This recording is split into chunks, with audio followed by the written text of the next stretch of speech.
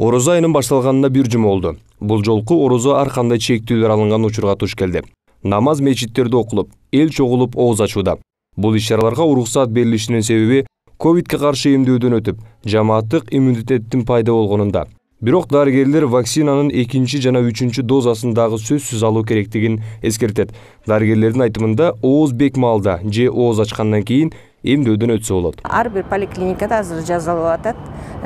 Эң биринчиден симптомдор болбош керек. Основной бир оорулары болбосо, хронический өнөкөт оорулары күчөбөсө, вакцинаны алып коюңуздар. Эрте менен алып коюңуздар, анан көбүрөөк эс алып, ошол күнү сууга түшпөй, мындай эс алуу сааттар болуш керек да. Пандемия малына салыштырмалуу илдеттин кесепетинен каза болгондордун жана оору жуктургандардын саны кескин азайды. Бирок бул ковидке кош көңүл карашыбызга негиз болбош керек. Анткени ал арабызда дагы эле аралап жүрөт.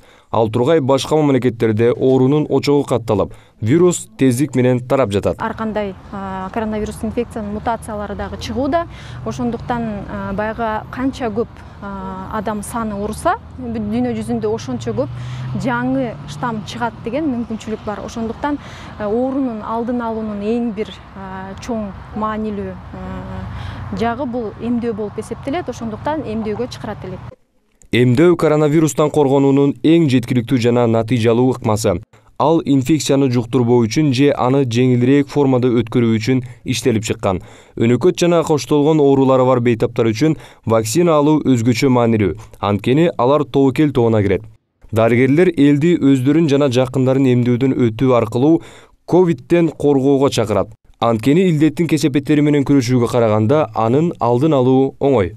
Шанхайда чоң дагы ушундай оорунун очогу катталып, карантин киргизилип, бул деген оору башка мамлекеттерге да тарашы мүмкүн деген.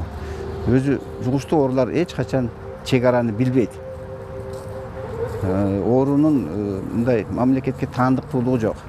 Азыр вирустун жаңы мутацияланган штаммдары пайда болууда. Дарыгерлердин айтымында, алар эмдөөдөн өтпөгөндөргө жугуу коркунучу жогору.